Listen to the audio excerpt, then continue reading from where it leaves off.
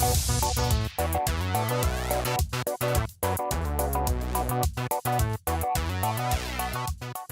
everybody, I'm Andrew. And I'm Paul. And welcome back to the Fan Voice.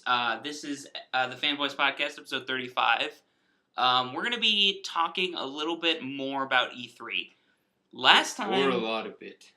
A lot more about E3. Good point. Last time we talked a lot, actually, about the Nintendo press conference. And kind of were not super negative, but just generally disappointed in the whole thing. There were a few strong ups, but a lot of downs, too. Yeah, so we talked a lot about that the last time, and we figured we would leave that as one podcast. Mm-hmm. This one's going to be kind of picking up everything else. We had a lot of stuff that we were excited about this year. E3 every year, I mean, I'm still excited for it. I know it's just kind of an industry, like, let's show off a CGI trailer for literally everything, and there's never any gameplay, but... This year there was some good gameplay, and I'm excited about I'm excited about announcements. I mean, to be perfectly honest, like that's why I watch E3 is because of the announcements, and to see new games, new concepts of new games are pretty cool. I don't know about you, Andrew, but like before, like seeing all the stuff, I'm always like, there's nothing I'm really interested in, and then after watching all like the conferences and everything, I'm like.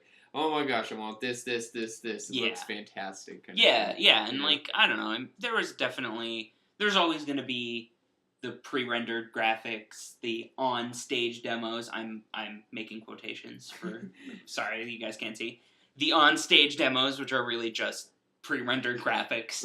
But, I mean, there's a lot of announcements that are really cool, and there was definitely some actual gameplay moments, showing off gameplay that looked pretty good, and just seeing all the concepts of new IPs that are coming in. There weren't a lot of new IPs, but there were a decent amount. And, I mean, that's the thing about indie games. Everybody going crazy over indie games right now is that we always get new IPs now. Mm-hmm. All the AAA games are sequels, most of them, I should say. Yeah. But all the indie games add some life into it, and that's pretty cool. So, I don't know. Let's just start off chronologically here. We're actually going to save Sony till the end. Because that's honestly the one that we're most excited about, personally. Yeah, in one collection. And then the rest is... And the rest we're going to kind of fight. Pretty PC. Yeah. So first one is Bethesda, which was on Sunday? Yeah, it was on Sunday. Which was weird. It was... Monday is technically... It was hanging out with the weird Nintendo. Yeah. So, the way E3 works is Tuesday is actually day one. And so, a lot of press conferences are technically on day 0. Okay. But Bethesda was on day -1. Which is a little weird. But I took it. I was like, nah, that's cool. And they were a little bit different, I think. Because they... spent a lot of time on Fallout 4. Not only did they just go for actual gameplay, and I mean, it wasn't like anybody was on stage, they were very smart about it. They had pre-rendered gameplay, well, not pre-rendered, but they had pre-played gameplay that they brought to the show, and it looks good. Mm-hmm. The lighting looks amazing. The graphics aren't incredible, so it doesn't immediately look to me like that, oh, that's never going to happen. I'm like, yeah, that's totally attainable. Yeah. You know what I mean? And so, expectations are right where they need to be. Basically. Which was really smart. Like, they weren't like, oh, look at this amazing CGI trailer. They're like, no, this is what the game's actually gonna look like. Dude, I don't know about you, but I'm totally lost in what the standards are for graphics now. I feel for me personally, like, everything looks amazing at this point. I mean, it's getting like that, to be perfectly honest. It definitely is, because Fallout 4 still looks really good to me, but a lot of people are expecting Witcher-level graphics every time, and even The Witcher sometimes doesn't look that great, especially on console. Like, sometimes the pop-in and the textures don't look that great in Witcher, but that's definitely setting the bar, is stuff like that. Right. So... But just quickly, some of the things they talk about for Fallout 4, they talked about the VAT system is coming back, which is obviously Fallout 3's kind of strategical shooter system. Kind of makes it turn-based. It pauses the game and allows you to choose where you're going to hit the enemy and the percentage of success in that area. So bringing that back, which means the gameplay is generally still the same. Yeah. They also introduced a new crafting system, which was great. I thought that's a really cool addition to an apocalypse game, to me. Now, I don't know anything about Fallout, so is every Fallout a post-apocalyptic game? Yes. Yeah. Okay. Well, that's Fallout is nuclear Fallout. Okay. So it's all about nuclear Fallout. I see. Yeah. So within each Fallout, is it like a perspective of a different character? Most Fallouts, yeah. Okay. Maybe 1 and 2 are the same. I don't actually know that much about Fallout, to be perfectly honest. Okay. But yeah, they're different. Mm-hmm. They're different characters. I see. So Fallout 4 is a different character. It's a different place. It's Boston. So which everybody's freaking out about. But yeah, I mean, the Fallout announcement was cool, and the special edition comes with a Pit-Boy, which is the kind of watch in the game. So it comes with an actual one, which is kind of cool. Oh, that's a cool little. Yeah, it's kind of a cool thing for fans. Yeah. So I don't know, Fallout 4, that was a nice surprise, and I think it was about half the conference. So that's cool. They just spent a lot of time, and then at the end they said, "Oh, and by the way, 2 things. A mobile game is out right now. You can go play it, and you can make your own vault, and it's in like the funny style of some of the Fallout videos. And it's coming out this year." Oh, that's cool. And that's really cool to me and it's kind of sad that that's really cool to me, actually, now that I'm thinking about it. Because most game companies should be doing that. Most game companies should be like, here's a bunch of gameplay. Aren't you excited? Isn't the hype awesome? Okay, it's coming out this year. But instead, game companies are like, oh, isn't it great? Aren't you so hyped? It's coming in like 3 years. Yeah, that's a hard theme of this year's E3. It is, definitely. And that's why I liked Bethesda's conference just for Fallout 4. Because it was like, oh yeah, and it's coming this year. Like, this is a game we just announced, but we're bringing it to you this year. Yeah. I actually liked that one. Yeah, I mean, anyone who did a this year announcement, I feel like has gotten a huge advantage. Yeah. With favoritism of gamers at this point, because like so many others are like keeping us waiting for so long. It's kind of sad if you think about it, because I'm just like, why? Why are so many people like, oh yeah, it's coming in 2018? That's an over-exaggeration. Ooh. So many of them give a loose release date of 2016, and I just know that's going to be pushed back. Yeah, absolutely. You know what I mean? And so many of these games are not going to be ready. I don't know. It's just interesting. I'm wondering, like, what exactly is causing this, like, announcing things too soon or, like, delaying things. Just the hype and the pre-order train. Yeah. It's like they have to keep the hype train going for as long as humanly possible. I feel like that's a big part of it is that, like you said, the hype train, and it's just, like, our current generation, we're getting fed information faster and faster, and the community as a whole is just getting hungrier and hungrier for it. Yeah. And they're trying to meet those, like, impossible demands of, like, having, like, news about something, but, like, if you keep wanting everything now, you're just gonna get, like, smaller and smaller, like, tidbits of things, and that can't be helped, you know? Yeah, and that's, I think, the problem is it's like, oh, why isn't there any news in a year and a half on this game? Aren't we getting a sequel? It's like, you guys, slow down. Exactly. But then that makes people be like, oh yeah, no, it's coming, 2016, and then the next thing you know, it comes out in 2017. Right. Because they rushed it. Yeah, exactly. That and, do you think just the process of making a game is taking a lot longer just because it is so much more technology? Yes, and budget and everything. Yeah, I would definitely say that's the case. AAA games are just bigger and better in general than in previous years, so it just takes a lot more time and money.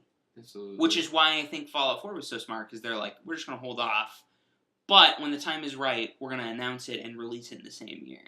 Yeah. I think that's really smart, because, you know, now there's a lot of hype, and now you guys have months to drum up more hype.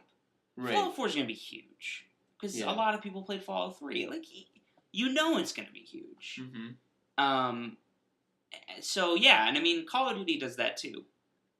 You know, a few months ago. Yeah, it seems like they can just dish out their new titles like every 2 seconds. They're an exception. They're not innovating. I don't know. Yeah. I don't know. Call of Duty. All right. Well, some of the other things in Bethesda's press conference, Doom, which woo, I don't really care that much to tell you the truth. But Doom's coming, and a lot of people are excited, so that's cool. Yeah. Dishonored 2 is also coming. We just got a very quick trailer where it was just basically like, okay, you remember the person from the first one? She's now the protagonist in the new one. And I was like, hey, that's a good way to do the continuation. Because it's not the same character. It's a different character. And it's kind of the same story, but it's a different world because she's in a new place. And I'm like, all right, I'm down with that. And I really like Dishonored. I really, really liked the game, and I really like the characters in it. So the fact that they're returning to the same world and some of the same characters is good to me. I like that part of it a lot. Yeah. I just really want to see gameplay. It was a really cool CGI trailer. This was probably my favorite trailer. Okay. It was very, I don't know, Dishonored. I can't really think of another way for it. It oddly gets into like steampunk and like ancient robots, and it's that kind of era. And it's really, really cool. So I was excited for that. Excited to see Emily Caldwin back, but yeah, we'll see how it goes. I just need to see gameplay. Wait, did that get a date?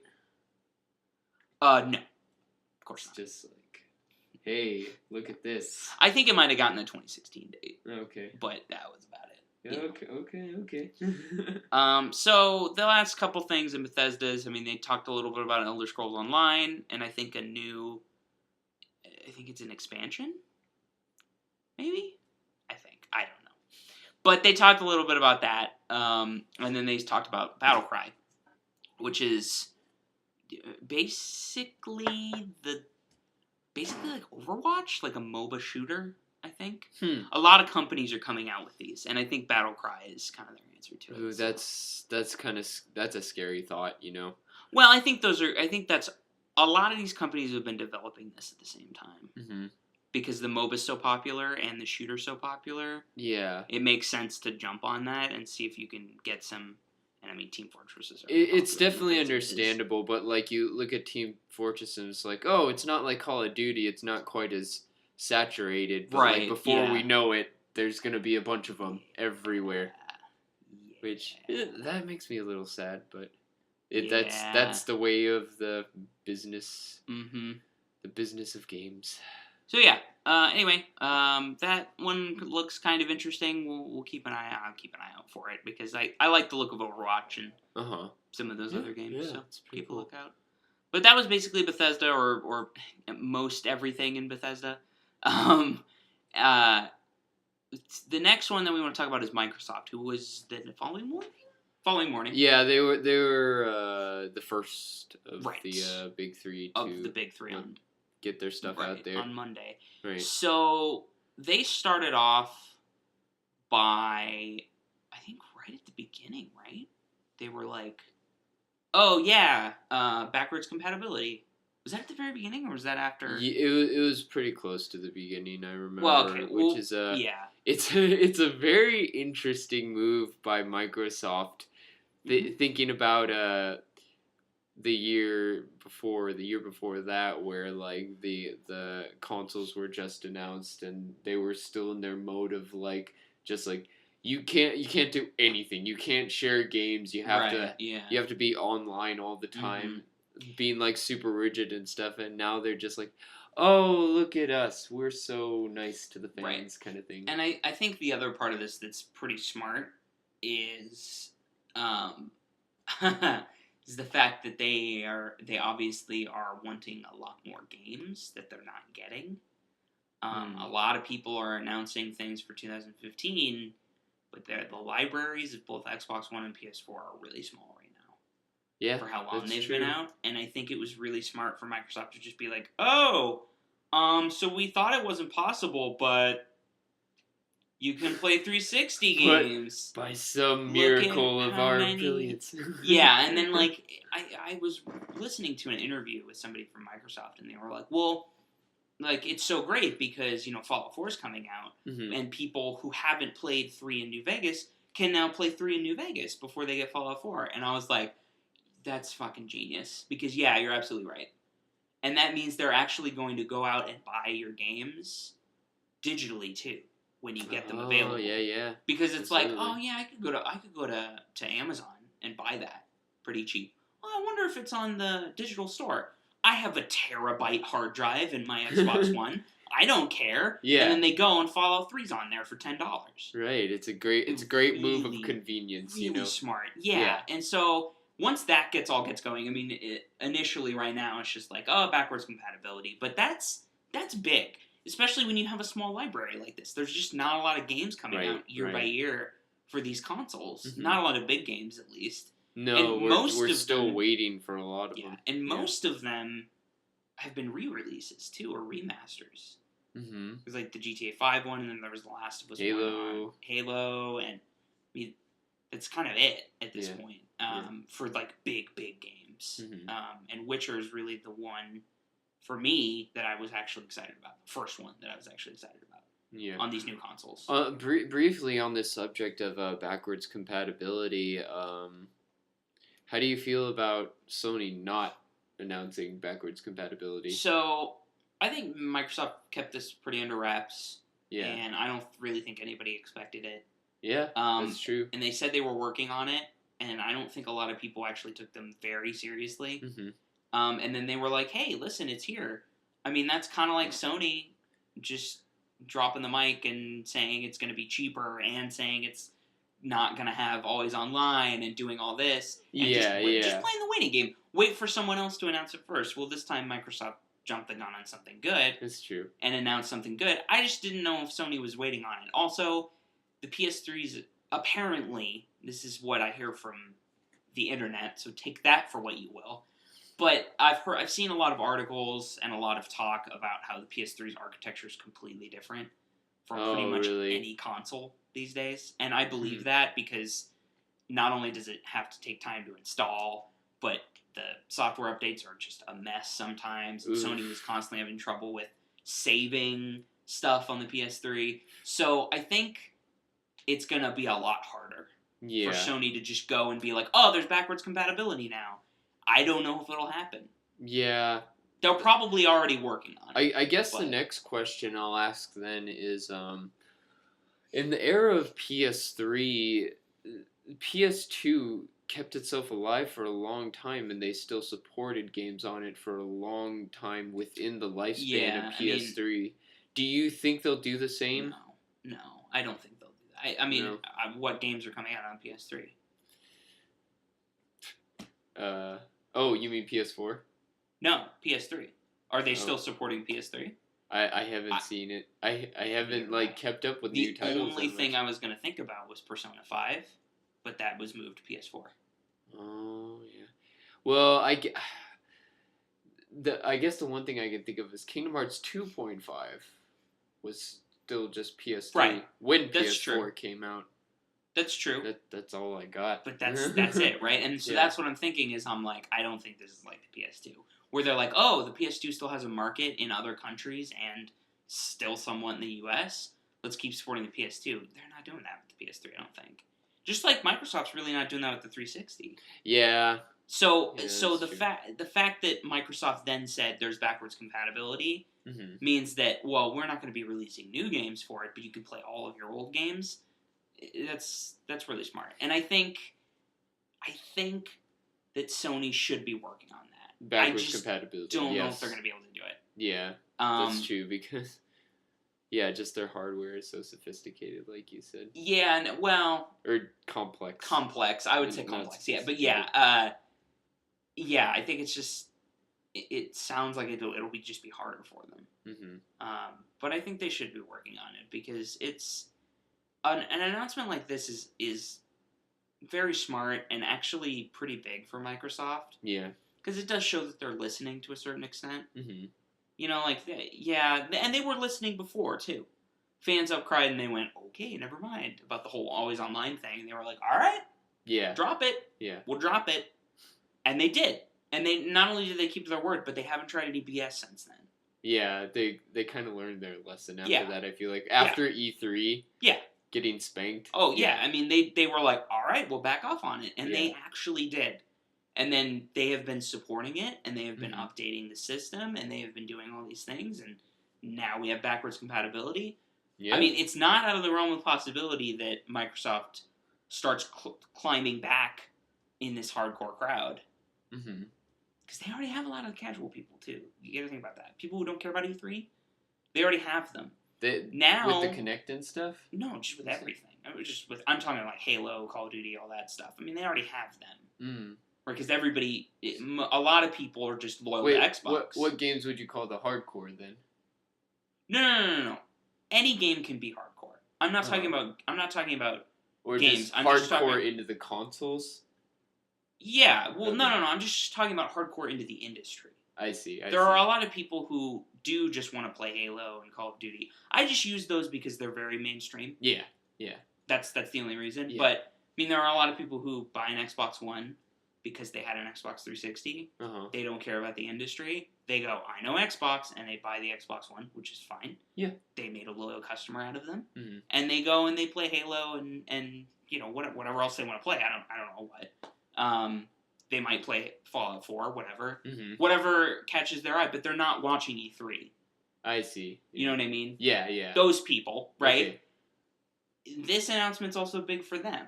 Right. Which when it comes around to them and they hear about it, they go, "Well, They're shit!" like, hey, look at all this stuff I've collected in the past. It's like stuff. it hits everybody. Yeah, absolutely. And that's very exciting for a lot of people because it's like, oh my god, backwards compatibility's back. We haven't had that. Yeah. That's awesome. Yeah. So everybody that follows the industry is excited. Then when it trickles back to people who don't, they're excited. Mm-hmm. This is just a generally good decision. Yeah. All around. Definitely. Absolutely. Yeah. I don't So think yeah, backwards compatibility is ever a bad thing. true. So Sony, Yeah. start working on that shit. Right. Honestly. Right. So I guess probably the biggest thing for Microsoft is closer look into their next Halo game, Mhm. which I don't know, the campaign and like the footage they showed looked pretty intense. Yeah. I mean, it looks pretty good. I'm not gonna buy an Xbox One for it, but No. I'm excited to kind of see what comes of the story because the story is kind of interesting. Yeah, it looks like they're returning a little more to the elites, or is it more of the? Well, it's they're talking a is little it a bit mix more of about the new guys. Yeah, they're kind of mixing in the Spartans, the Mhm. other Spartans. Right. And, yeah, because it's kind of a new generation thing, right? Yeah, and a lot of these, I think a lot of these Spartans might be some of the older ones too, from okay. like right after his time. I see. But yeah, I it's kind of interesting. Mhm. So we'll see how it goes. I don't know. Halo is something that I'm still very interested in, but I'm not gonna rush out to play it anymore. I just the because, multiplayer doesn't grab me anymore. So Yeah. that's which was its main grasp in the first place. But yeah. they're definitely making like huge strides to have like much more of an importance on the story. I feel like 343 Industries, because with Halo 4, I think it seemed like the news of the campaign kind of overflowed past like the verse mode and stuff. Mm-hmm. Yeah. You know. Yeah, and I mean, that's the only reason I'm really interested. I just want to play the campaign. Yeah. Now, yeah. basically. Absolutely. So yeah, we'll see how it goes. I have Yeah. a couple friends who have Xbox Ones, Mm-hmm. so I'll be playing it at some point. Yeah. Marshall will hook us up. Recore was another one. Just really briefly, it's from the creators of Metroid and Mega Man, and it looked like a really cool world and a cool art style. Yeah. Um, Basically, what ends up happening is you're like trying to survive with this like orb mhm. thing that you can plug into machines basically, and it comes alive. So like the orb is like sentient, and Yeah. like you fight other enemies. It shows they have their own orbs, kind of thing. So it's an interesting idea. Yeah, and then Definitely. and I'm always looking for I'm always on the lookout for new interesting ideas, and this looked kind of cool. So, Yeah, I mean, if they provide enough variety of like robotic things laying around to like add some creativity to the levels, it could be definitely a good experience. Yeah. We'll see how that goes. Yeah. It could just very well also be what is it? Oh, there's one robot laying in the corner. Yeah. I wonder what we're gonna do. Yeah. Yeah. So then there was a little more about Fallout 4, but we can skip that. They just showed off a few more gameplay aspects. Then we come to we'll just kind of run through this stuff really quickly. Plants vs Zombies: Garden Warfare 2. A lot of people really liked the first one. Interesting shooter. Plants vs Zombies was actually, I played it. It was not bad at all. Kind of an interesting concept, funny concept for a shooter. So yeah. So the second one's coming. Another Forza Motorsport. We can move on. I don't think either of us even care, but I'm excited for the people who do. Dark Souls 3. Kind of surprising, actually. They were like, hey, Dark Souls 3 is coming. Oh, hey, it's coming this year. Wow. Yeah. Okay, then. Or, no, not this year. 2016. Early 2016, that's what it was. So, yeah. That's kind of cool. Yeah. The Division. We'll talk about the Division. Division, Rainbow Six Siege. So we'll talk about the Ubisoft stuff when we talk about the Ubisoft press conference and the fact that there is so many shooters. Oh my goodness. Yeah. But yeah, like, we'll get with to like how that feels. Pretty much everyone having like a good chunk of shooters. I'm just like, oh, I'm so tired of shooters. Yeah, I don't really Sorry. So the next big one, I guess, is Cuphead. Oh yeah, Cuphead looks really awesome. So not only did they, and I like the way that they do this. This is the ID at Xbox program, which I guess is just an indie developer program. Mm-hmm. And the big one that everybody wants to talk about is Cuphead. Yeah. And Cuphead is basically like 1920s style animation, but a video game. Yeah. And it looks incredible.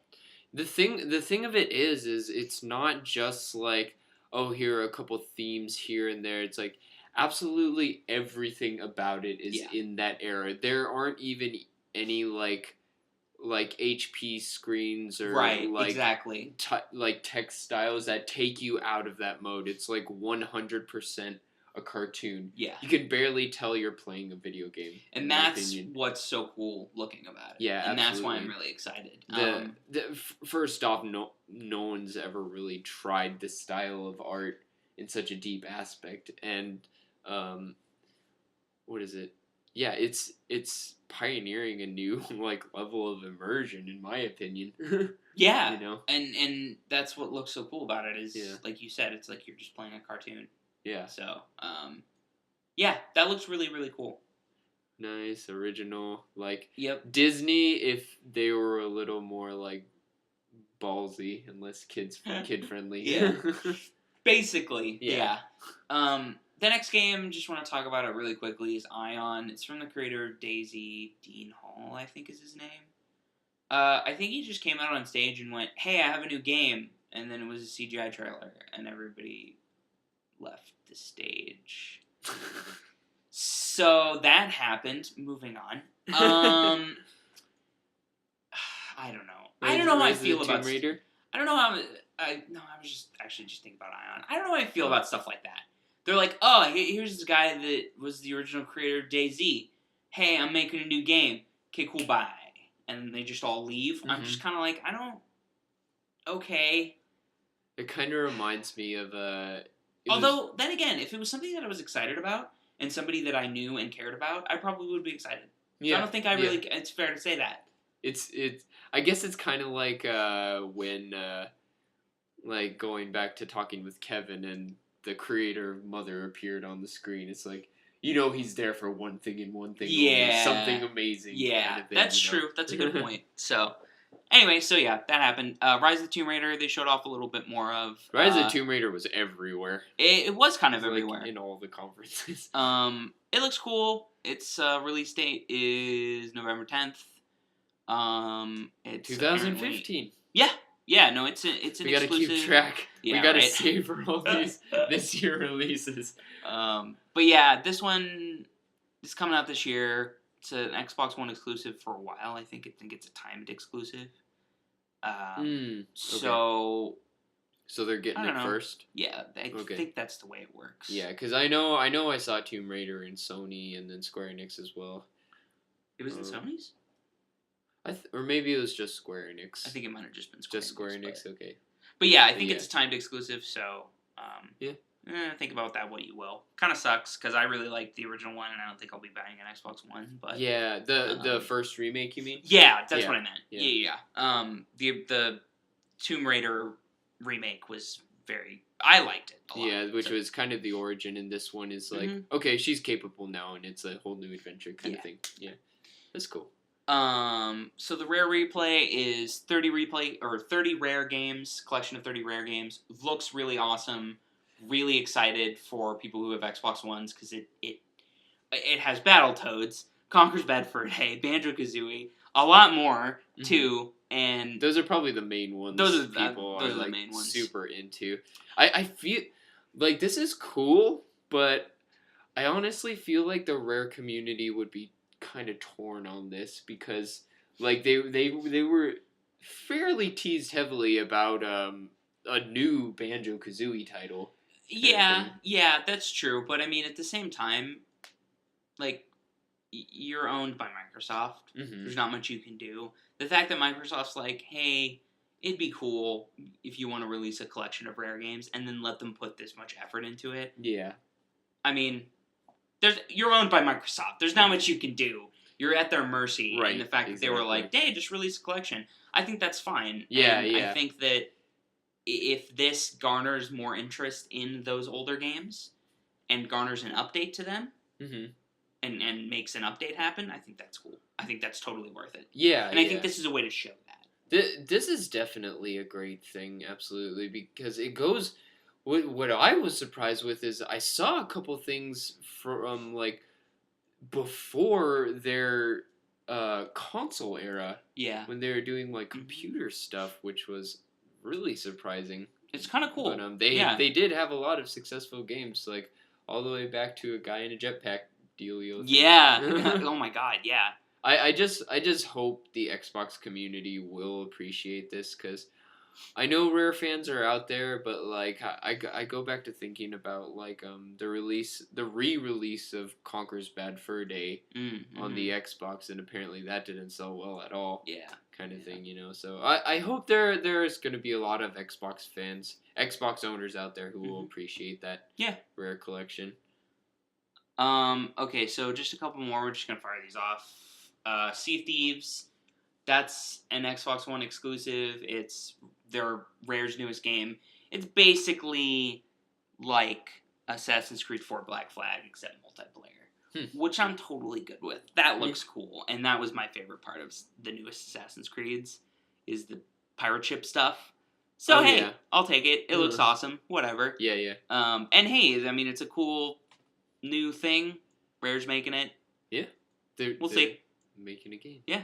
And then Fable Legends. I don't know how this happened. It's like, Fable Legends is coming out. Maybe that was last E3 actually, so maybe it's not that crazy, but they were like, oh, here's a new trailer, hardly any gameplay, holiday 2015. I was like, okay, that's cool, I guess.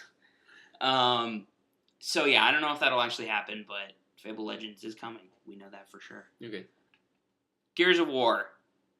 Gears of War Ultimate Edition's coming August 25th, which is actually kind of cool. They're just going to re-release everything, basically. I'm guessing. They're going to start with the original one, obviously. But they're probably going to get to the other ones. Yeah. But yeah, that's pretty cool, and I'm excited about that. The beta was, like, instantly released. That's cool. And then holiday 2016 comes Gears 4, which is a little weird that this is what they ended their press conference on. Because it seemed to me like there was a lot of things you could announce. I don't know. Maybe I'm crazy, but I don't feel like Gears of War is that big. But it's like they gave it a lot of gravitas, and they were like, oh my god, you guys, Gears of War 4. You think so? Yeah. I don't know. I do. I 100% do. Yeah, okay. Like, I'm not huge into the shooter genre, but Gears of War is what I think about, like, right under Halo and Call of Duty as far as popularity. Really? Or maybe I'm just thinking back in the age when the first one came out, because it was really huge back I then. don't know. Maybe I'm crazy. I just did not really think it was that big. And I also really did not think that this was going to be the thing that they ended a press conference on. Mm-hmm. Hey, Gears 4 is coming is kind of, I would imagine, would be something that you would put it near the end. But it's your anchor at the end of the press conference. Yeah. That was what was weird to me. I mean, always thought that it was a little. I always thought that Gears was just a little less popular than most of the other franchises they had. It was really. I know the first one was really, really big, but I mean at the current state now, you could be right, because I didn't even know there was a Gears 3. Yeah, I mean, I don't know. So but hey, for people who like Gears, that's really cool, and it seems like people were excited about it. And it's not like the game looked bad; it looked very cool. So, a last thing we wanted to talk a little bit about is the Elite. Okay. So the Elite controller was announced. Basically,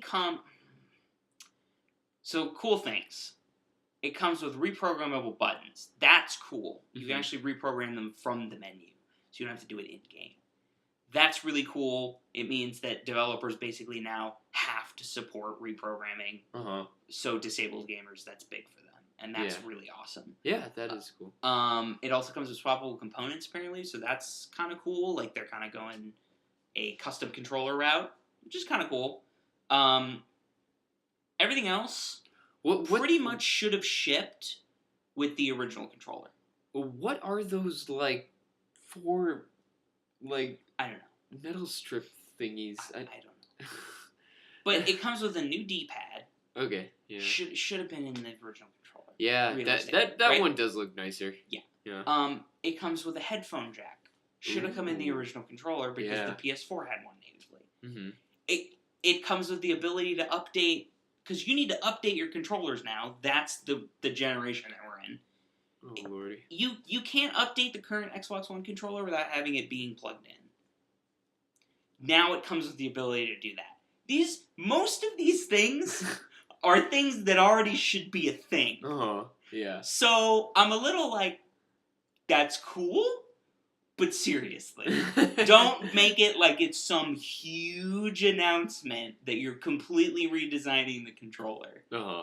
You added things from the PS4 and from fan feedback that really should have been there already. Mm-hmm. So that was my only thing. Also, the control, it's $65. $65. Just the money creep on controllers is starting to kind of bug me. Yeah. Like $50 is already like, all right. That's $50. It's a game now. You know, I gotta go. I gotta buy a controller. 65 is a little like, okay, well, take it easy.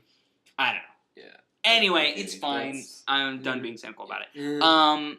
The last thing that we just wanted to talk about really quickly is, well, I guess we should say, along with the Elite controller came the announcement that there's partnering with Valve.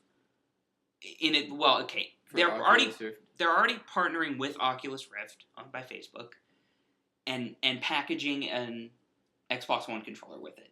That's really cool. Mm-hmm. So that's already a cool partnership. But they're also partnering with Valve for more VR experiences on Windows 10. Basically to make sure that runs smoothly on Windows 10. So now, not only is it that when Oculus ships, you get a Microsoft controller, but when you buy a game on Steam, it has Microsoft's backing. So Microsoft has its hands in a lot of VR stuff without actually making a VR headset. Mm-hmm. Well, okay. So I think those are smart partnerships. Yeah. I mean, you know. What they did show off, though, was HoloLens. HoloLens is basically, it's an AR system and not a VR system. So the difference is, AR projects images, holograms, in your physical space. VR is a completely, you put on the headset, you don't see Everything's your around physical space. Yeah. You see virtual world. Okay. Oh, I see. But AR is, I believe it's alternate reality, but basically it's It's like sub VR kind of. well, but it's holograms essentially Yeah. in Okay. whatever your space is. So the example they gave is Minecraft. He goes, "Oh, put that on the table." This was actually really cool. I like this a lot. He put it on the table. It built the Minecraft world in the table. Already really cool. Yeah. And then with the fact that the camera on stage had a VR attached to it, a VR set attached to it, AR set, excuse me, HoloLens set, he could actually go into buildings and like go into the world and like see in stuff. Yeah. Because that's the way it worked. And that's actually really cool. At some point he zooms in, he goes underneath the world, he says, "Oh, there's a stronghold over here." He drops a pinpoint so she can go find the stronghold in the Minecraft world. He could build stuff too, right? I didn't see him building anything, Oh, okay. but he could definitely look around in the world. It was just a very cool tech demo. Yeah. And that's absolutely. really all it was it Yeah. was just a cool tech demo, Mhm. but I can definitely see some interesting gaming aspects to that. Definitely. Being able to see your HUD wherever you turn and have it be more like your HUD. Yeah. You know what I mean? Yeah. And not just the HUD on the screen. I don't know. You know, there's some fun things, and I think if No, I it think- adds to the game, that would be cool. This is a. Um, This is a. What is it? This is just the first landmark in a new age of gaming. You know. yeah, It's. I think it.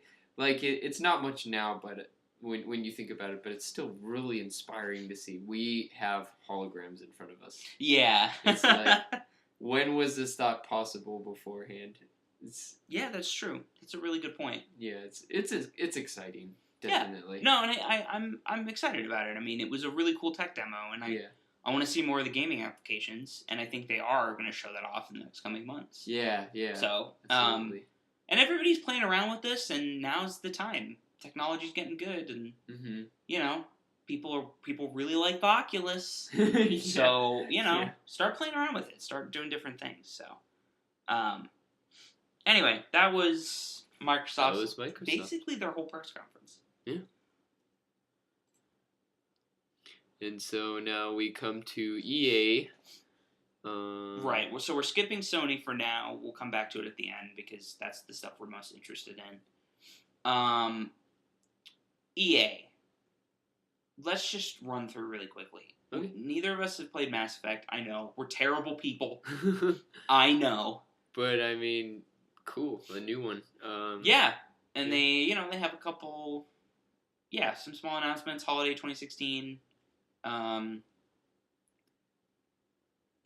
They after the conference they kind of talked a little about story details, but there's been no huge. Yeah, no huge in-game trailer, Really? no gameplay or anything like that. So I think we're gonna see what comes. But Yeah.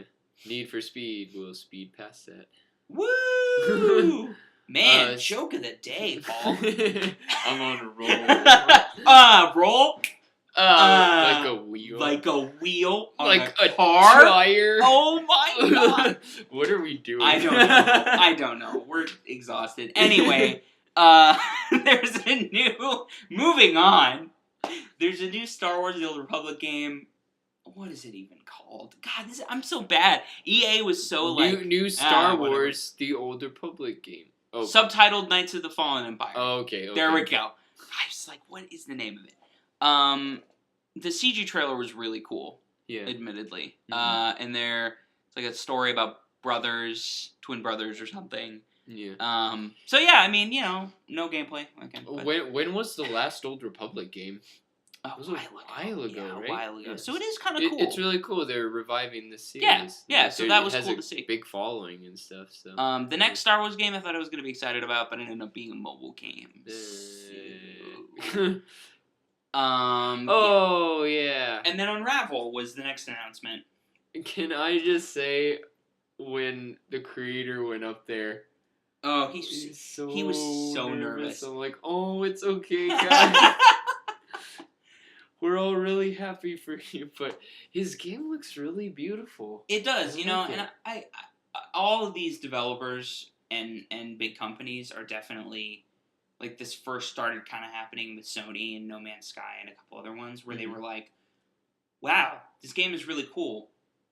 You're a studio of 10? That's insane. Yeah. Like, all right, you're coming to E3. Like, that's actually really cool, and I like that that's kind of a theme right now. Like, as disingenuous as sometimes it seems that a big company is like, small developer, oh, aren't we nice guys? We're bringing them to E3. Like, that might seem a little disingenuous sometimes. But at I the still same think time, it's really cool. he's so grateful for the opportunity. That's the thing. You know? That's the thing that I'm like, dude, I don't care. Well, let him have the spotlight. Yeah, because I mean, I'll buy it and support him. Yeah. I'm more interested in supporting him. Right. Yeah, I support EA at the same time, but I'm more interested in supporting him. It looks like... Which is what they want. It looks like a beautiful game. No, it looks really cool. It looks very cool. Just one of a kind. And I think another platformer, however, I will say that it might even be physics-based. I'm not sure. But if it is, the platformers just in general are definitely becoming like the indie thing. Like, oh, you're a platformer. That's true. You know what I mean? That's very true. But I will say it does look really good. If they do a good enough job on atmosphere, well, that's the thing. If they do stand alone, like aesthetics or gameplay, right. I mean, just saying something is a platformer doesn't actually tell you a lot if you think about it. No, but platformers are definitely indie style, right? Yeah, right now. Yeah.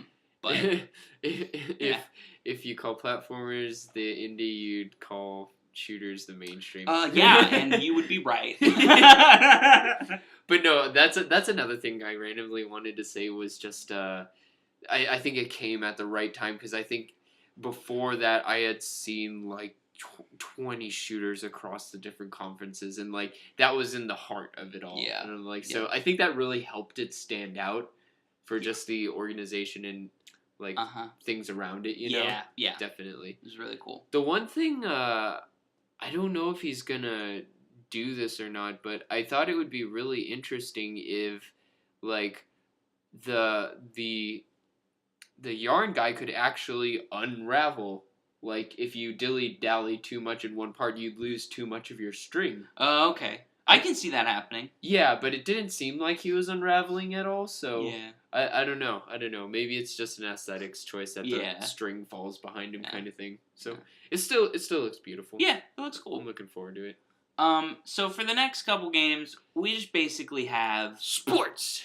NBA. Sports. Plants and Zombies again. So FIFA. Okay. Okay, sorry. No, that was good. And I like it, but let me just stop at FIFA. So we have Plants vs. Zombies again. The next one's coming. NBA Live. Stupid brought up a celebrity on stage. But the worst celebrity appearance, in my opinion, was FIFA. Who EA was like, hey, you guys, FIFA's coming. Isn't that cool? Let's bring out Pele. Pele is one of the greatest soccer players, footballers, whatever you want to call him, of all time. Mm-hmm. And he's awesome. And how do I say this? He most definitely does not play games. Because he said that before. He was very out of place there, is the thing. They just brought him on stage. Yeah. And had this awkward conversation. Yeah, he just started telling a story. They're like, tell me a story about this. And he's like, okay, I can do that. Tell me a story about the World Cup. Okay, I'll tell you a story about the World Cup. I was like, what the fuck is happening? Do you... it bothers me a lot, actually, because it's really sad, because you brought on Pele. Pele! And you were like, basically, oh, we're going to just use him as celebrity power. That's so sad. That is so sad to me that they were just like, it's FIFA. It's football. All right, we'll bring on Pele. And then, of course, they're talking about Messi. At some point, Messi is going to be on stage for FIFA if this pattern continues. Yeah. And that's also going to be sad because I think he's said before many times that he doesn't play games, right? Mm-hmm. I mean, these are just celebrities for celebrity's sake. Yeah. And Pele was the worst offender to me in a while because he literally didn't ever talk about the game. No. He just talked about a random story. Literally just a straight celebrity endorsement who didn't know anything about the product. Mm-hmm. It was kind of disappointing, and you could tell that everybody in the audience knew. You could also tell that everybody They were on lost. the internet knew. Yeah, They everybody didn't know was like, what was going "What is on. happening? Why are you just randomly telling stories in the middle of the stage for 2 minutes on stage?" Yeah. Oh, and then they took away the thing. Hey guys, wasn't that cool? And then And EA this is is the like, worst don't part. listen, look, just look, it's Pele. It's Pele. And I hated how the FIFA, guy Pele, FIFA, Pele. I hated the fact Our game is the best. I hated the fact that the guy was like, "Hey, can we just take a minute and realize how cool it was that Pele was on stage?" I was like, "You are a douche. Get off stage. Are you kidding me right now? Yeah. Not only did you do that, and then you brought attention to it later? Get the fuck off stage." I was so mad. I was like, "Really?" Yeah. It was so... The whole thing was so douchey, and I was just like, I don't want to watch this anymore. And then they do the whole, like, sizzle reel where Pele's talking about how great the game is. Yeah. And I'm just like, wow, you guys, you really went for it this year. Anyway, that's my rant. I know I'm cynical. Let's move on. No, I mean, I don't know. I get... To have made it this long, sports games are selling, but I don't know who's playing them.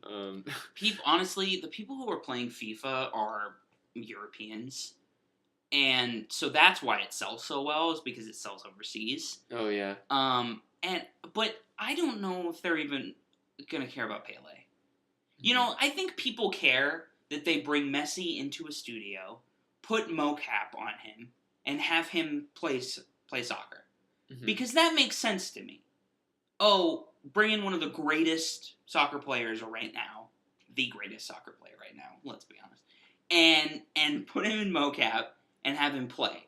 Yeah, you're gonna get good enough motion capture that you can then use to reanimate parts of the game. Oh, yeah. That makes sense to me. Mm-hmm.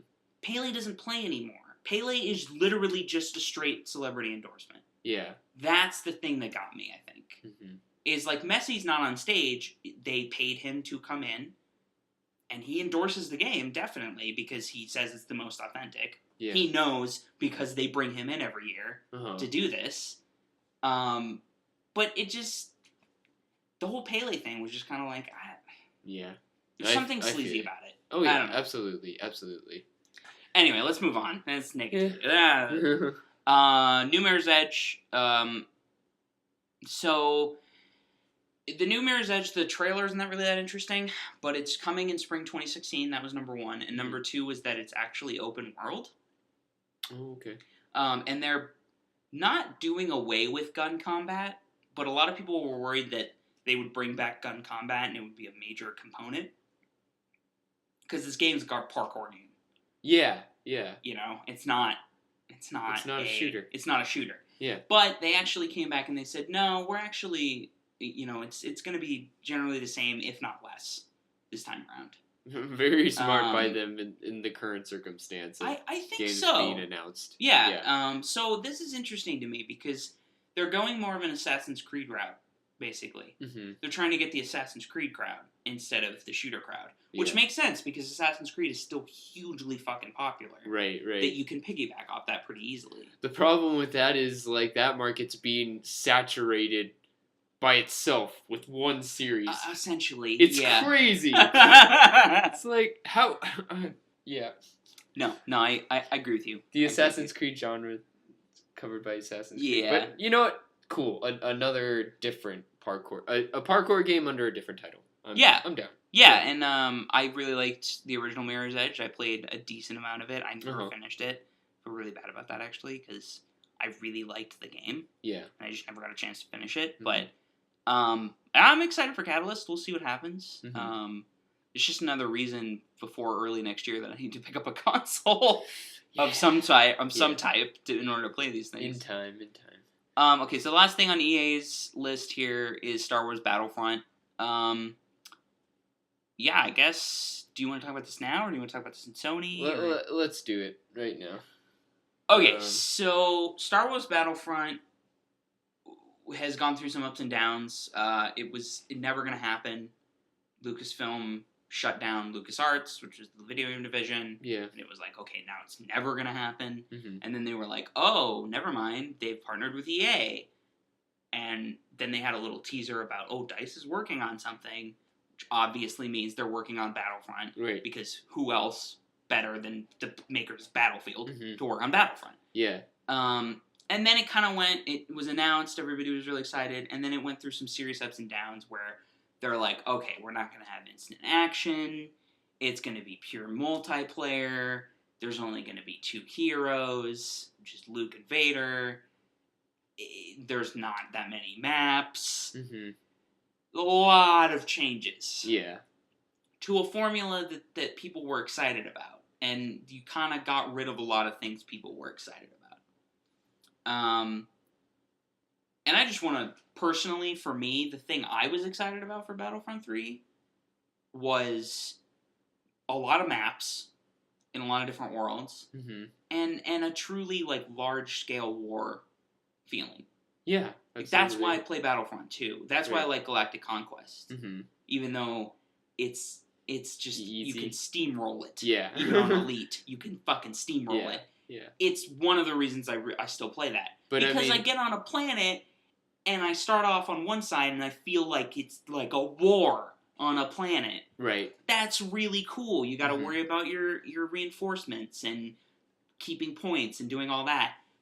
In a straight multiplayer game, I don't know how I feel about that. Yeah, because I mean, I feel very similar about like the loss of Galactic Conquest or just a campaign in general. Is that for me, with these kind of games, I really love the cooperative over the versing kind of thing. Like like your friends on one side and you're on the other. No, I like all my friends together facing AI. So like my hope going into Battlefront was that like we would get a new one with a lot more difficult AI to like actually have a challenge for this. But apparently that's just like That's not the dissipated or case. something. You know? Yeah. I think this trailer did a good job of still giving that war feeling though. Another one big thing I noticed is that like I feel like there's a lot more improvement on just the perspective of looking up at things. I feel like the original Battlefronts had a little like trouble with that, you know? Okay. Yeah. Just like it you just couldn't look up that well. I don't know how else to say it. Yeah, there wasn't a lot of verticality to to any of the combat because it was very. It was like very forward. Yeah. Yeah. No. If there's a walker, you gotta step back and shoot from a distance kind of thing. Yeah, that's a good point. No, but like a massive improvement on perspective. Yeah, I would say, and of course the graphics are top notch. Yeah, so that's the thing that I definitely noticed and why I think it's still exciting to see, even though I might not immediately buy it when it comes out, or I might not really even play it that much. Mm-hmm. It's still cool to see a Star Wars video game with this much graphical fidelity because it looks amazing. Right. Like when the first TIE Fighters, and the first thing we saw was the Battle of Hoth. The first thing I saw was the Battle of Hoth. Yeah. And when the TIE Fighters came in and blew up the hill of Rebels on its way through, it blew my mind. I mean, it was like the lasers going into snow. Yeah. And like doing splash damage and whatever else on these Rebels before moving on was like mind blowing. Yeah. How amazing it looked. Yeah. And really just explosions and sounds. Mm-hmm. That's the other thing is Battlefront sounds are very good. Yeah. Or Battlefield sounds, excuse me. DICE sounds are very good.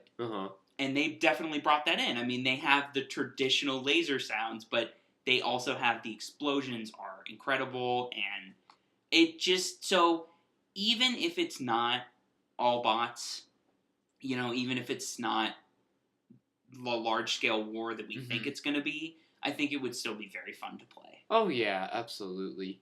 Another thing I'm hoping for is that, like, this could just have been a CG trailer, but you saw, like, Luke and Darth Vader at the very end, and then they clash lightsabers. I'm really hoping that combat with the with the Jedis, like especially between each other, is much more sophisticated in this one. Because when you think about Battlefront 2, it's just like you're basically an OP character flinging your lightsaber all around kind of thing, you know? Yeah. There isn't much sense to it. I mean, like... And, I mean, Battlefront 2 is not a perfect game in any way, shape, or form. I don't know. And the heroes are not good. They're not good. I've stopped doing hero battles on Mos Eisley, for instance, because it's just like, I don't know why we do this. We play this game. It's not interesting. So yeah, I hope there's a little bit more sense to it too. I think there's just a couple more powers, and I think it's just gonna play a little better because now there's a lot. DICE is a good game maker. I mean, they make good games. Yeah. I trust them to make this really tight, and I think it's gonna be a very good shooter because of it. Yeah. So, yeah. That, and you can pilot the walker. Yes. I mean, that's basically it. That's all I really needed. Yeah. I'll play your game. I don't care. That's right? That was a great boost, right? No, there. it was actually really cool. Yeah. Like, Yeah. it was... And they just kind of, like, sidled it in the middle of the trailer. Yeah, no, it's that like... was the coolest part, is they were like, he, like, looks up at the cockpit, and then he's, like, in the cockpit shooting, and I was like, yes! So awesome. Yeah, absolutely. So yeah, overall, obviously, still excited. I'm definitely not as much excited as I was before. Mm-hmm. I mean, it's just not the same game, and it's not... It's still a sequel, sort of, but even more so than that, it's more of a reboot. Yeah, I mean, it's just great to see it revived again, because, it's one of those other titles that's been dormant for so dang long. Yeah. What is it? Battlefront 2 was on Xbox. Yeah, it's been a while. It's been a while. Yeah. It's definitely been a while. It's good to see it again. Yeah. Definitely. So yeah, Star Wars. Woo! Yeah. So that's EA's press conference. Moving right along, let's talk about buttholes, Paul. My favorite. So,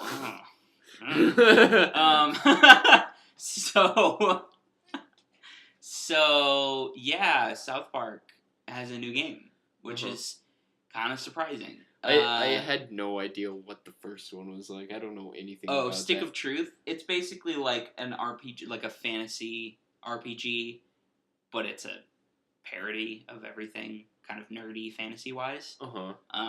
So it's like the Stick of Truth is what you're trying to go find, and they're all like playing pretend. That's the whole point of the thing, is that every kid in the town is playing pretend. Yeah. And you're the new kid, and you have to go find the Stick of Truth. Oh, I see. So that's a whole thing, and of course it's really crass and ridiculous in South Park. Yeah. But a lot of people really liked it. It was generally short. Did they have like really witty stuff in it? Oh yeah. Yeah. I mean, it's South Park, so yeah, they do. I'm very new to the South Park boat. Okay. Yeah. No, that's the thing. I just watched it recently. The creators of South Park actually made the game. Yeah. They wrote and acted in all of it, basically. Yeah. And they said right after the first game was finished that they were like, yeah, we're never gonna make another game again, because that was the most stressful thing I've ever done. But they came back and they said actually on stage, they were like, yeah, but at the end of the Stick of Truth, we got good at making video games. We figured it out. Yeah. So the next one is South Park: The Fractured Butthole, which is the fractured butthole, but butthole. I mean, I'm always going to say the fractured butthole. Yeah, if I don't, come on. but to add some context. Oh yeah, no, you're good. So yeah, this one is not a fantasy RPG. This one is superheroes. It's Avengers. It's Avengers, basically. Yeah. And the greatest part to me is that the Coon is back. Yeah, they have a total reference for all of this. Yeah. Coon and Friends, Mysterion. Yeah. What's that guy? Mixberry Cruncher. Yes. Oh my god. So it's built in. I mean, it's already like built in, and it already looks good. It's in classic, and in classics, like the last South Park game, it all looks like a South Park episode. Have you ever seen any Stick of Truth gameplay? I haven't seen Stick of Truth. But... Okay, we're gonna watch that after this. Yeah. Because I think you're gonna like it. It looks like a South Park episode. I really want to watch it and maybe play this one. I don't know, but definitely watch it, because like yeah, again, I said I've recently come onto South Park, and it's just fantastic. Yeah. When they're not being disgusting, but like they're so brilliant at Yeah. like social like bashing of modern society. It's great, and if that's what the game is, I'm all for that. Yeah. So anyway, South Park, that looks awesome. Yeah. And I was really glad that Ubisoft started off with that. 'Cause that Yeah, was yeah. cool. And of course they had Matt Parker and Matt Stone and Trey Parker? I don't know. I always get their names confused. But they had the two creators Also, on stage. randomly, do you think there was a lot more swearing this year, right on the main stage? Ubisoft always does that. Ubisoft is a I feel like there rated M okay. press conference as opposed to the other ones which don't. Oh, So Ubisoft definitely does not hold back, and it's because they're very much like, we don't fucking care. I feel We got Aisha Tyler to do our press conference. Oh, we yeah, don't yeah. care. So and they also have South Park. So I think they were just like, yeah, fuck it. yeah. And they just let it rock. I feel like I heard shit in one of the other Oh, okay. conferences, and then I don't know. then like with the Nintendo World Championships replaying when Reggie says "kick your ass, kick your ass, kick your ass." That was pretty funny. Like, people are loosening up, I guess. It's pretty awesome. Okay, yeah. So yeah. South Back Park's to coming, Ubisoft. but back to Ubisoft. Yeah, South Park's coming. The next one to come on was For Honor, which looks ridiculous. Mhm. It's basically like large scale war. So first of all, already exciting. It's medieval combat, so it's all melee. Mhm. And then when you get in combat with another player, it's kind of like a duel mode, where you're kind of like trading blows and trying to like feel each other out, and it looks very like fighting game-esque almost in a way, where you're kind of like waiting for the other player to respond, trying to bait them into things, because everybody in the game seems kind of slow. Everybody's slow moving. It feels like an intense pacing of like the Arkham games, kind of. Yeah, kind of like a slower paced Arkham game. Yeah. Yeah. Yeah, but that's a good comparison. It's super dramatic, and like, oh god, you're able to play. Is this online? Is this an online deal? Yeah, I think it is. Okay, so like more than 4 people could play. Yeah, together. Yeah. Okay, so that sounds like a really cool experience. Ubisoft showed a live demo featuring 2 teams of 4 players 2 each. teams of 4. Okay. So okay. and obviously they have a bunch of bots with them, so it's not just like 4 on 4. Yeah. It's like a bunch of AI. Okay. Yeah, I mean, this looked really cool. The guy came out, he had a fucking cane, and he was so over the top, it was ridiculous, and I can't help but, like, find that really endearing for some reason. I'm just like, yeah, fuck it, you do you, that's awesome. But yeah, that was, I don't know, this one looked really cool, and crazy, it just looked insane, so, I was excited, and it's a new IP, so, hey. Yeah, absolutely. Always looking for that shit. Another crew game, so another racing game. Moving on. Oh, which is actually coming out November 17th. Once again, kind of cool, announcing something coming out this year. Yeah. Trials Fusion has another DLC map pack in classic Ubisoft fashion. They always go for the crazy shit for some reason, and this one is literally a cat with a gun. Golden gun, I might add, riding a fucking unicorn that shoots lasers out of its eyes. I don't really know what to say, but Trials Fusion is absolutely ridiculous, so I wouldn't deny that that's going to happen. Alright, so we're kind of getting into a couple things, but let's just talk a little. The Division, first of all, The Division was released, or announced, a few years ago. It looked like a third-person shooter, but the thing that blew me away was the graphics, which just looked really, really good. And I knew it was pre-rendered, and I knew it was, staged and all that. But I was like, wow, if this is actually like a next-gen thing, that could be really cool. This year, not so much. Yeah. This year I was kind of like, wow, I was totally taken in. Generic as all hell. And it's like they were trying to hide the ugly parts of the graphics by, like, doing cinematic shots. Like, moving around the camera. And I was like, dude, just let me see the gameplay. When I did later, I was like, oh, that's why. It did not, like, The Division. The thing that blew me away about The Division is that it was all very contextual. So there were a couple times where he would, like, sidle up to something, and the snow would fall off or be in a right pattern. And just graphically, it was really impressive. And I'm like, if they can actually do that, and this isn't all animated, and the HUD is actually just right around your character, that's really cool. Because that seems like a really immersive experience. And then in this one, it just looked like a normal shooter. Yeah. There wasn't anything really impressive about it. This was probably the anchor for me after seeing, like, all of the shooters. This was probably the last one where I was really like, I've had it. I can't handle any more shooters. Yeah. Because really, it looked very boring. Yeah. Now, the cool part, it's not even really a cool part, but the part of the demo that I thought was kind of funny was they actually showed you, like, backstabbing people. Uh-huh. So it's definitely a multiplayer world. It's not story-driven, and it's driven by the people who play the game and enter parties. And then they're like, oh, let's take down these two guys and steal all their loot. And they do, and then the one guy in their party leaves their party and kills them to take their stuff and the other guy's stuff, and then leaves. And I'm like, well, that's cool, but it's not like there's anything new. Yeah. Like, what? Also, is that something really you should be highlighting? Hey, you can do this in our game. You can be a troll. Yeah, no, you can do that in any game. Yeah. Like, literally any game, you can be an asshole. Pretty much. Yes, I am aware of that. Like, thanks, Ubisoft. That was just weird. Yeah. It was really weird to me. I was like, what's the point of this? Are you okay? I wasn't even sure because they made it so, like, dramatic and stuff. I'm like, is this part of a story or something? Yeah. What's happening? The cool part was it was, once again, not cool. I don't know why I keep saying cool. The other part of this is that it was supposed to be people, like actual people playing the game. And that was kind of interesting. Except, once again, it was like, oh, he's being an asshole. Okay. So it was like, is that all you're going to show me? Is that you can be an asshole in this game? Great. Thanks a lot. Yeah. Moving on with my life. So anyway. Yeah. I was disappointed. I was taken in by the early graphics demo a couple years ago.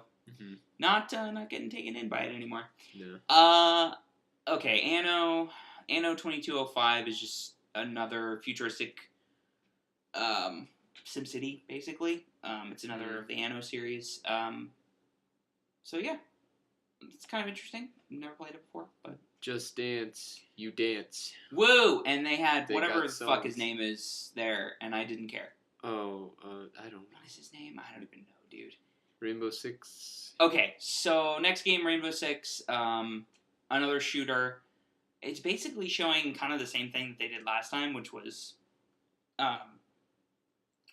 showing just another mode, but it's all 4-player team combat, and I still think it looks interesting. Some of the staged like team chat between people, like they tried to do with the Division. It's kind of cringeworthy sometimes. Yeah. But these guys were on stage playing it, and they looked like they were actually playing it. I don't know how much of it was staged, but they did actually lose like 2 or 3 people, and they were getting way overwhelmed at the end. Is that the one where like they don't come back? Or is that okay? Yeah. No, because that's the one where they basically have to disarm a bomb. Yeah. Okay. And the terrorists were starting to flood in, and it was like 10 seconds left, and people were like, "Oh my god, they're in the hallway." And they were like, "Wow, we failed every time, but lucky we did it on stage." Yeah, that was the part where I was like, "Okay." But yeah, so I don't know. I don't even know what to say. It's just another shooter. It looks kind of interesting. I did kind of look like the look of Rainbow Six Siege before. Because that is honestly an interesting idea. Like, terrorists post up in a house and you try to get in. That is an interesting idea, and I'd be interested. This is a different kind of shooter in a lot of ways. I'm not interested. That's fine. You know me though. You know me. Trackmania, new one. It's coming to current gen consoles. That, by the way, is by Harmonix. Wait, is Trackmania Harmonix? Fuck, don't listen to me. It might not be. Never mind. It's a fucking rhythm game. Sue me if I think everything rhythm game is harmonics. All the important ones.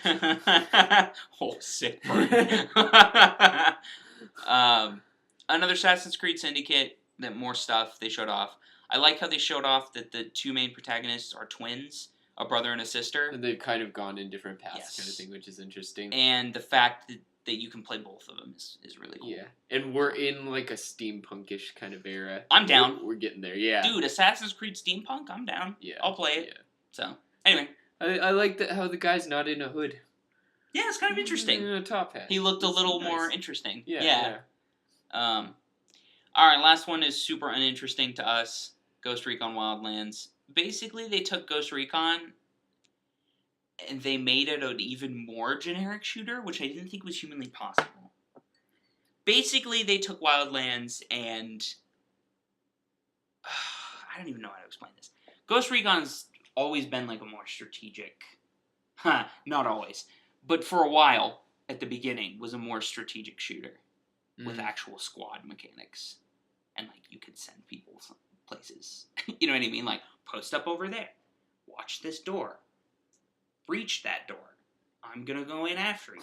Like, actual strategy involved in entering a room. That kind of started to go away. Next thing you know, they just are in the future. And everybody has... everybody's invisible for no apparent reason. And now it seems like Wildlands is a online multiplayer open world shooter, whatever. It's a co-op shooter in an open world. So they took it and made it even more generic. I'm telling you, man, I'm getting like a Pavlov. I'm gonna get like a Pavlov's dog effect with Tom Clancy's name. It's like when someone mentions him, I'll get like instantly super bored. Anyway, so yeah, that's Wildlands. And that's Ubisoft. Alright, let's talk about Sony, since we're already... Alright, like, here we go. Way into this, and we need to talk about Sony. It's time.